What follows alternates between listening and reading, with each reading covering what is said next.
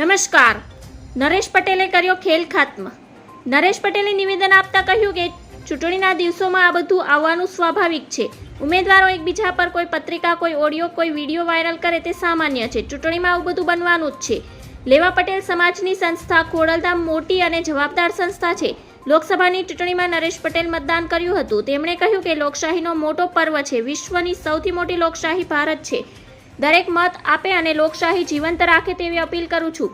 ખોડલધામના નરેશ પટેલ મત આપી કહ્યું કે ક્ષત્રિય આંદોલન ગુજરાતમાં થવું જોઈતું નહોતું. આ બનાવ એક ગુજરાતમાં ન બનવો જોઈતો હતો. ક્યાંક રોકી દેવામાં આવ્યો હોત તો મોટી વાત થાત, પરંતુ સમયની વાત છે અને સમયની વાત થઈ તે મુજબ ચાલે છે. તેનું નામ ક્યાંય વચ્ચે આવે તે અમે સ્વીકારતા નથી. પત્રિકા સાથે ખોડલધામને કોઈ લેવા દેવા નથી. ખોડલધામ એક સામાજિક સંસ્થા છે. રાજકારણ સાથે તેને કોઈ લેવા દેવા નથી.